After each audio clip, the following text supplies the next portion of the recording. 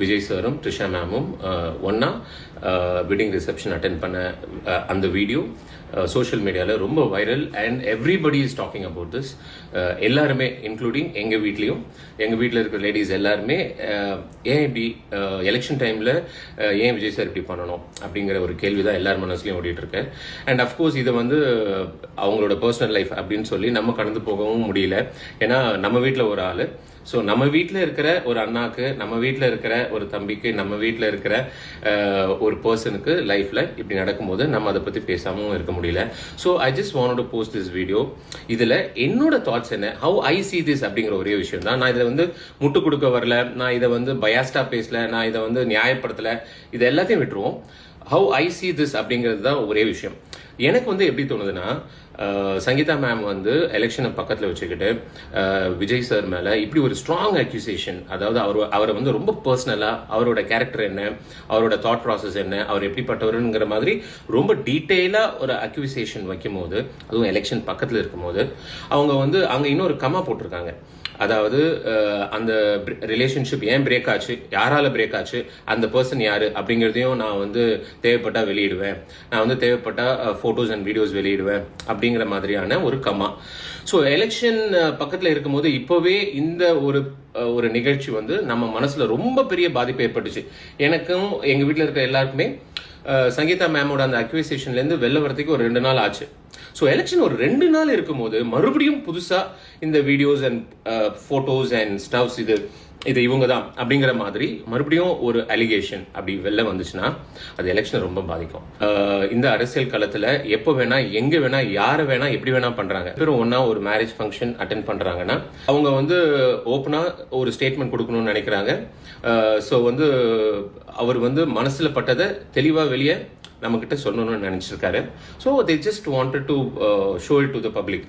அப்படிதான் நான் பார்க்குறேன். ஸோ நம்மளும் இதை வந்து ரொம்ப பர்சனலாக டீப்பாக டிக் பண்ணாமல் அவங்க ஃபேமிலியில் ஒரு விஷயம் நடந்திருக்கு அப்படிங்கிறத மட்டும் அந்த கண்ணோட்டத்தில் மட்டும் பார்த்துட்டு நம்ம அரசியலில் என்ன, அரசியல் களத்தில் என்ன, அடுத்தது என்ன அப்படின்னு பார்த்துட்டு போவோம். Just don't judge him by this. அவர் இடத்துல இருந்து பார்க்கும்போது தான் தெரியும் எது கரெக்ட் எது ராங்குன்னு. ஒரு மேரேஜ் பிரேக் ஆகுதுன்னா அதுக்கு 1000 காரணம் இருக்கலாம். நான் இதை வந்து சங்கீதா மேம் வந்து தப்பு சொல்லலை. இவங்க மேலே தப்பு இருக்கலாம், அவங்க மேலே தப்பு இருக்கலாம், இதில் 1000 ரீசன்ஸ் இருக்கலாம். இல்லை ஒரு சின்ன ரீசனில் மேரேஜ் பிரேக் ஆகிற மேரேஜஸும் நிறைய இருக்கு. அது வந்து பியூர்லி அவங்க ஹார்ட் சம்மந்தப்பட்ட ஒரு விஷயம், அவங்க மனசு சம்மந்தப்பட்ட ஒரு விஷயம், அவங்க லவ் சம்மந்தப்பட்ட ஒரு விஷயம். இது ரொம்ப பியூரான விஷயம். இதுக்குள்ள நம்ம இறங்கி நம்ம இது கரெக்டு தப்புன்னு பேசி அதை அசிங்கப்படுத்த வேண்டாம். அவங்களோட மனசு, அவங்களோட வாழ்க்கை, அவங்களுக்கு எது பிடிச்சிருக்குன்னு பார்த்து அமைச்சிக்கிறதுல அவங்களுக்கு எல்லா உரிமையும் இருக்கா இல்லையா? ஸோ டெஃபினட்டாக இது அவங்களோட ரைட்ஸ். ஸோ அவங்க டிசைட் பண்ணி அவங்க வாழ்க்கையை அவங்க கொண்டு போகிறாங்க. இதில் நம்ம ஜட்ஜ் பண்ணுறதுக்கு எதுவுமே இல்லை. அண்ட் இதை வந்து ரொம்ப டீட்டெயிலாக இறங்கணும்னா அது நல்லா இருக்காது இல்லையா? இப்போ நம்ம வாழ்க்கையில் ஒருத்தவங்க வந்து நீ இந்த ட்ரெஸ்ஸை போடு, நீ அந்த ட்ரெஸ்ஸை போடுன்னு சொல்கிறதுக்கு நமக்கு அவ்வளோ கோவம் வரும். எனக்கு நான் என்ன செய்யணும், நீ ஏன் சொல்கிற அப்படின்னு. அதே மாதிரி அவங்க வாழ்க்கையை நம்ம பேசுறது கூட இட்ஸ் நாட் தட் ரைட். நிறைய பேர் வந்து இதை வந்து அவரோட கேரக்டரையோ இல்லை அவரோட அந்த ஹார்ட்டையோ வந்து ரொம்ப சீப்பாக பேசாதீங்க. ஏன்னா நிறைய ஹீரோயின்ஸ் வந்து பேசி நம்ம கேட்டிருக்கோம், அவரை மாதிரியான ஒரு ஜெம் யாரும் இல்லை, அவர் அவ்வளோ கம்ஃபர்டபுளாக வச்சுப்பாரு.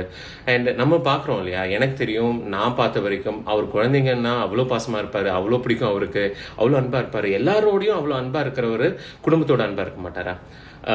ஸோ திஸ் இஸ் சம்திங் பர்சனலுங்க. அவங்களுக்குள்ளே ஏதோ ஒரு பிரச்சனை, ஏதோ ஒத்து வரல, ஏதோ ஒரு டிஃப்ரென்ஸ் ஆஃப் ஒப்பீனியன்ஸ் ஏதோ ஒன்று நடந்திருக்கு. And they have decided to split. அவங்க வேற வழியில் போகலான்னு டிசைட் பண்ணியிருக்காங்க. இதை வந்து நம்ம ஜென்ரலைஸ் பண்ணாமல் நம்ம வந்து அவருக்கு பெஸ்ட் ஆஃப் விஷஸ் சொல்லி அவங்க ஹாப்பியாக இருக்கணும் அப்படின்னு நம்ம விஷ் பண்ணி பிளஸ் பண்ணி எல்லாரும் இதை வந்து அக்செப்ட் பண்ணிக்கிறது தான் எனக்கு தெரிஞ்சு ரைட். இதுக்கு மேலே நம்ம ரொம்ப பர்சனலாக போய் அவங்கள அட்டாக் பண்ணுறது இஸ் நாட் ரைட்.